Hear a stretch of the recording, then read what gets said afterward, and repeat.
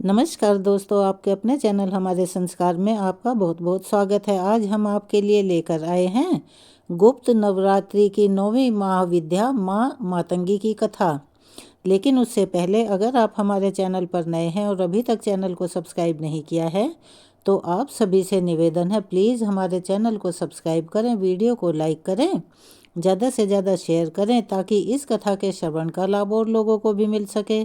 Bell icon को दबाना ना भूलें ताकि हमारी आगे आने वाली वीडियो की जानकारी आपको नोटिफिकेशन के जरिए मिल जाया करे। कमेंट्स बॉक्स में जय माता दी हर हर महादेव लिखना ना भूलें। आपको बहुत कम समय लगता है, आपकी ये छोटी सी कोशिश हमारी काफ़ी मदद करती है। जैसा कि सभी जानते हैं, गुप्त नवरात्रि की 10 महाविद्याएं और प्रकट नवरात्रि के 9 दुर्गा के स्वरूप सभी पार्वती के ही रूप हैं। इसीलिए आज के दिन माँ मातंगी के साथ साथ माँ सिद्धिदात्री की पूजा भी अवश्य ही करनी चाहिए। गुप्त नवरात्रि में जिन लोगों ने, जिन भक्तों ने या जिन भी साधकों ने पूरे के पूरे 10 दिन की उपवास रखे हैं और पूजा की है, उन्हें पूरे 10 दिन की पूजा करके यानी कि 10 महाविद्याओं की पूजा करने के बाद फिर कन्या का पूजन भी अवश्य करना चाहिए। लेकिन ये सभी गतिविधियां गुप्त रूप से ही होनी चाहिए। गुप्त नवरात्रि में प्रकट रूप से कन्या पूजन नहीं किया जाता, यानी कि सबको बताकर या सबको दिखाकर कन्या पूजन भी नहीं करते हैं। अगर ऐसा हो जाए या सबको पता लगे तो व्रत खंडित माना जाता है। इस बात का आप विशेष ध्यान रखें। वैसे तो आप प्रकट नवरात्रि में अष्टमी या नवमी के दिन कन्या पूजन करते हैं, लेकिन आपको गुप्त नवरात्रि में 10वें दिन ही आपको कन्या पूजन करना है या अपने व्रतों का पालन करना है तो वो आप गुप्त रूप से ही करें। अगर आप अपने घर पर यह चीज़ गुप्त रूप से नहीं कर सकते तो आप अपने घर के पास वाले किसी भी मंदिर में जाएं। वहाँ पर कन्याओं को जो भी भोग आप देना चाहते हैं यानी कि जो भी खिलाना चाहते हैं वो उनको वहीं पर खिलाएं और उसके साथ दक्षिणा दें। अगर ऐसा करना संभव ना हो तो आप चुपचाप जाकर जो मंदिर की दान पेटी होती है उसमें गुप्त दान भी कर सकते हैं। या आसपास के जो भी छोटी छोटी कन्याएं होती हैं, निर्धन कन्याएं होती हैं जो कि आमतौर पर मंदिर के आसपास घूमती हुई मिल जाती हैं, उन्हें आप उनकी ज़रूरत का सामान या कोई भी फल या मिठाई गुप्त रूप से दान में दे सकते हैं ताकि उन्हें भी इस चीज़ का पता ना लगे कि आपने गुप्त नवरात्रि के उपवास रखे हैं। और इस चीज़ का ध्यान रखें कि आप कन्याओं के पैर छूकर उनका आशीर्वाद लेना ना भूलें। अगर आसपास कन्याएं ना मिले तो आप नवरात्रि की पूजा के बाद 10 छोटी छोटी सी पूरियाँ बाहर से खरीद कर या फिर 10 फल आप गौ माता को खिला सकते हैं और अपने व्रत का पालन कर सकते हैं। हमारे शास्त्रों और वेदों में गुप्त नवरात्रि को बहुत ही शुभ और महत्वपूर्ण माना गया है। कहा जाता है कि जो भी मनोकामना आपकी प्रकट नवरात्रि के व्रतों से पूरी नहीं हो पाती, वही मनोकामना यदि सच्चे मन से गुप्त नवरात्रि में पूजा करके प्रार्थना की जाए तो वह शीघ्र ही पूर्ण हो जाती है। गुप्त नवरात्रि में रखे गए उपवास में शक्ति बहुत होती है। जो लोग उपवास रखने में समर्थ नहीं हैं वे पूरे 10 दिन तक सभी महाविद्याओं की विधि विधान से पूजा करके व्रत की कथा अवश्य पढ़ें या सुने। 10वें दिन प्रथम महाविद्या से लेकर अंतिम महाविद्या का आपको स्मरण करना चाहिए। पूजा पाठ या रखे गए उपवास में हुई गलतियों के लिए क्षमा याचना करना ना भूलें। गुप्त नवरात्रि के 9वें दिन महाविद्या मातंगी की पूजा का विधान है और माँ मातंगी 10 महाविद्याओं में से 9वीं विद्या है। मान्यताओं के अनुसार जो भी व्यक्ति गुप्त नवरात्रि के 9वें दिन महाविद्या मातंगी की पूजा आराधना सच्चे भक्ति भाव, श्रद्धा और विश्वास से के साथ करता है उसे सभी प्रकार की सिद्धियों की प्राप्ति होती है। महाविद्या मातंगी अपने भक्तों के सारे कष्टों को दूर करके उन्हें सौभाग्य का आशीर्वाद प्रदान करती हैं। महाविद्या मातंगी को वाणी और संगीत की अधिष्ठात्री देवी माना गया है, इसीलिए खास तौर पर संगीत से या कला से जुड़े हुए लोगों को महाविद्या मातंगी की पूजा जरूर करनी चाहिए। मतंग शिवजी का ही एक नाम है और इनकी शक्ति मातंगी है। देवी मातंगी गहरे नीले रंग की हैं और देवी मातंगी मस्तक पर अर्धचंद्र धारण करती हैं। मातंगी के 3 ओजपूर्ण नेत्र हैं। माता रत्नों से जड़े सिंहासन पर विराजती हैं। देवी मातंगी के एक हाथ में गुंजा के बीजों की माला है, तो दाएं हाथ में वीणा और कपाल है, और बाएं हाथों में खड्ग है। देवी मातंगी अभय मुद्रा में है, और देवी मातंगी के संग तोता भी है, जो वाणी और वाचन का प्रतीक माना जाता है। 4 भुजाओं में इन्होंने कपाल, जिसके ऊपर तोता बैठा हुआ है, वीणा, खड्ग और वेद धारण किए हुए हैं।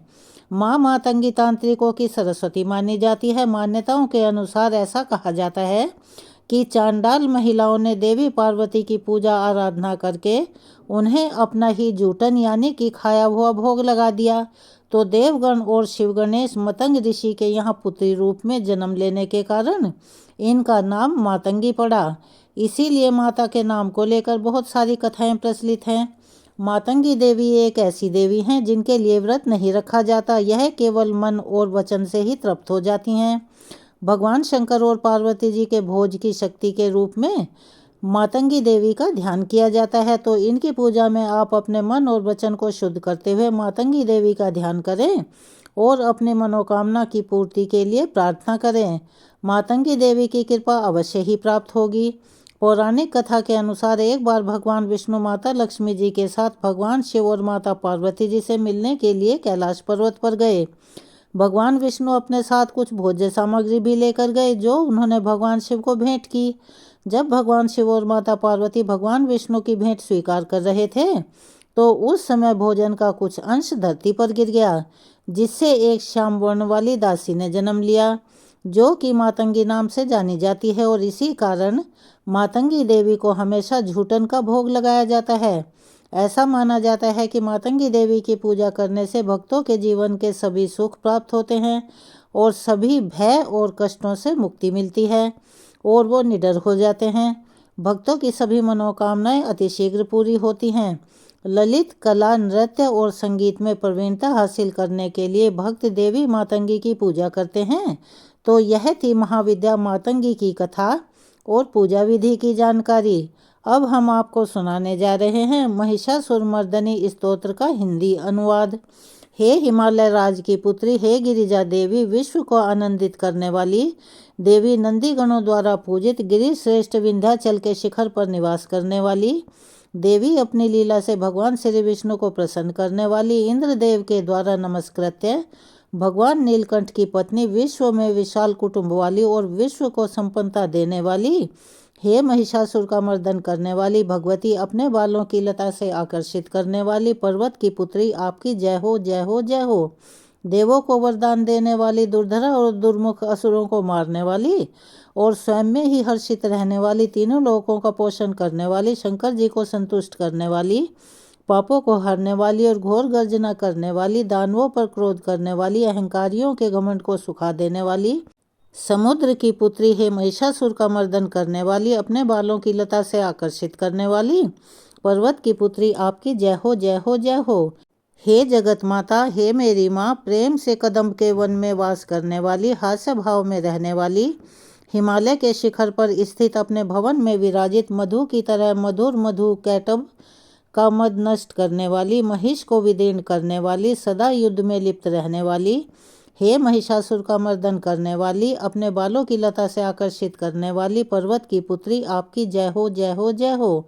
शत्रुओं के हाथियों की सूंड काटने वाली और उनके 100 टुकड़े करने वाली, जिनका सिंह शत्रुओं के हाथियों के सर के अलग अलग टुकड़े कर देता है, अपनी भुजाओं के अस्त्रों से चंड और मुंड के शीश काटने वाली, हे महिषासुर का मर्दन करने वाली, अपने बालों की लता से आकर्षित करने वाली पर्वत की पुत्री, आपकी जय हो, जय हो, जय हो। रण में मदोन्मत्त शत्रुओं का वध करने वाली, अजर अविनाशी शक्तियां धारण करने वाली, प्रमथनाथ अर्थात शिवजी की चतुराई जानकर उन्हें अपना दूत बनाने वाली, दुर्मति और बुरे विचारों वाले दानव के दूत के प्रस्ताव का अंत करने वाली, हे महिषासुर का मर्दन करने वाली, अपने बालों की लता से आकर्षित करने वाली पर्वत की पुत्री, आपकी जय हो, जय हो, जय हो। शरणागत शत्रुओं की पत्नियों के आग्रह पर उन्हें अभयदान देने वाली, तीनों लोकों को पीड़ित करने वाले, दैत्यों पर प्रहार करने योग्य त्रिशूल धारण करने वाली, देवताओं की दुदुम्भी से दुमदुम की ध्वनि को सभी दिशाओं में व्याप्त करने वाली, हे महिषासुर का मर्दन करने वाली, अपने बालों की लता से आकर्षित करने वाली पर्वत की पुत्री, आपकी जय हो जय हो जय हो। मात्र अपनी हुंकार से धूम्रलोचन राक्षस को धूम्र अर्थात धुएं के समान भस्म करने वाली, युद्ध में कुपित रक्त बीज के रक्त से उत्पन्न अन्य रक्त बीजों का रक्त पीने वाली, शुंभ और निशुंभ दैत्यों की बलि से शिवजी और भूत प्रेतों को तृप्त करने वाली, हे महिषासुर का मर्दन करने वाली, अपने बालों की लता से आकर्षित करने वाली पर्वत की पुत्री, आपकी जय हो जय हो जय हो। युद्ध भूमि में जिनके हाथों के कंगन धनुष की तरह चमकते हैं, जिनके सोने के तीर शत्रुओं को विदीर्ण करके लाल हो जाते हैं और उनकी चीखें निकालते हैं, चारों प्रकार की सेनाओं, हाथी घोड़ा पैदल रथ का संहार करने वाली, अनेक प्रकार की ध्वनि करने वाले बटकों को उत्पन्न करने वाली, हे महिषासुर का मर्दन करने वाली, अपने बालों की लता से आकर्षित करने वाली पर्वत की पुत्री, आपकी जय हो जय हो जय हो। देवांगनाओं के तत्ता थई थई आदि शब्दों से युक्त भाव में नृत्य में मगन रहने वाली, कुकू तड्डीज की धुधुक धीमी धीमी आदि गंभीर ध्वनि सुनने में लिप्त रहने वाली, हे महिषासुर का मर्दन करने वाली, अपने बालों की लता से आकर्षित करने वाली पर्वत की पुत्री, आपकी जय हो जय हो जय हो। जय जयकार करने और स्तुति करने वाले समस्त विश्व के द्वारा नमस्कृत, अपने नूपुर की झंझन और झिमझिम शब्दों से भूतपति महादेव को मोहित करने वाली, नटी नटों के नायक अर्धनारीश्वर के नृत्य से सुशोभित नाट्य में तल्लीन रहने वाली, हे महिषासुर का मर्दन करने वाली, अपने बालों की लता से आकर्षित करने वाली पर्वत की पुत्री, आपकी जय हो जय हो जय हो।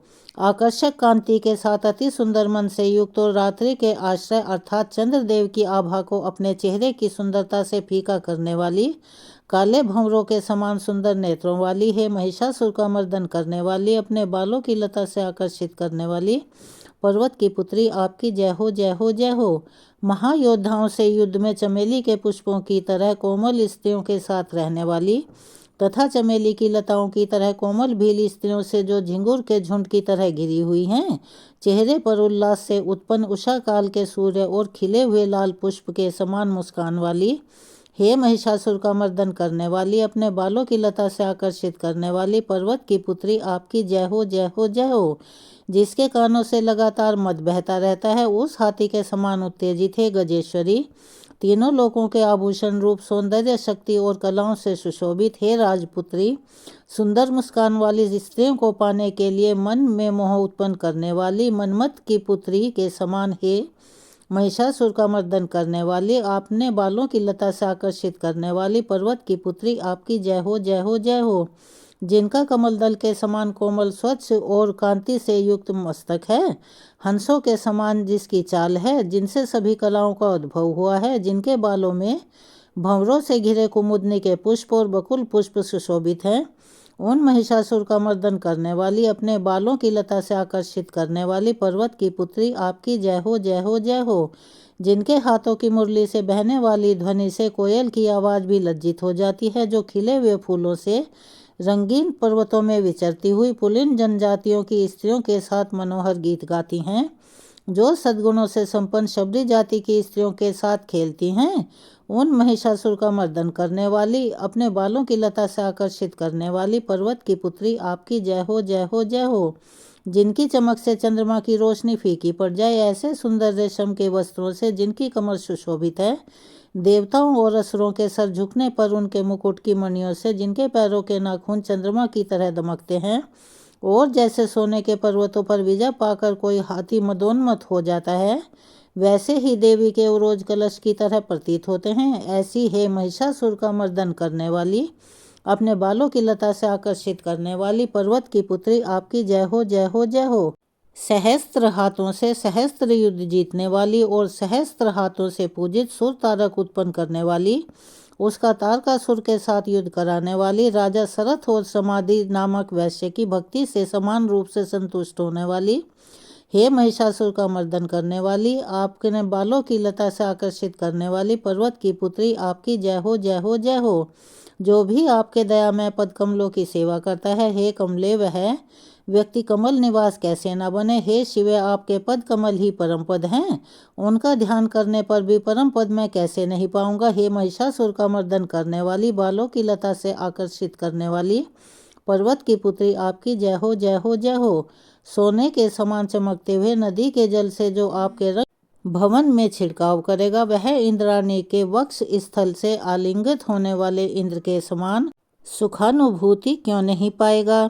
हे वाणी, हे सरस्वती, आप में मांगली का निवास है। मैं आपके चरणों की शरण लेता हूँ। हे महिषासुर का मर्दन करने वाली, अपने बालों की लता से आकर्षित करने वाली पर्वत की पुत्री आपकी जय हो जय हो जय हो। आपका निर्मल चंद्र समान मुख चंद्रमा का निवास है, जो सभी अशुद्धियों को दूर कर देता है। नहीं तो क्यों, मेरा मन इंद्रपुरी की सुंदर स्त्रियों से विमुख हो गया है। मेरे मत के अनुसार आपकी कृपा के बिना शिव नाम के धन की प्राप्ति कैसे संभव हो सकती है। हे महिषासुर का मर्दन करने वाली, बालों की लता से आकर्षित करने वाली पर्वत की पुत्री आपकी जय हो जय हो जय हो। हे दीनों पर दया करने वाली उमा, मुझ पर भी दया कर ही दो। हे जगत जननी, जैसे आप दया की वर्षा करती हो, वैसे ही तीरों की भी वर्षा करती हो। इसीलिए इस समय जैसा आपको उचित लगे वैसा करो, मेरे पाप और ताप दूर कर दो। हे महिषासुर का मर्दन करने वाली, बालों की लता से आकर्षित करने वाली पर्वत की पुत्री आपकी जय हो जय हो जय हो। यहाँ पर महिषासुर मर्दनी का हिंदी अनुवाद समाप्त होता है। अगर आप चैनल पर नए हैं और अभी तक चैनल को सब्सक्राइब नहीं किया है, तो आप सभी से निवेदन है, प्लीज़ हमारे चैनल को सब्सक्राइब करें, वीडियो को लाइक करें, ज़्यादा से ज़्यादा शेयर करें। कमेंट्स बॉक्स में जय माता दी, हर हर महादेव लिखना ना भूलें। अपना प्यार और सहयोग हमें ऐसे ही प्रदान करते रहें। धन्यवाद।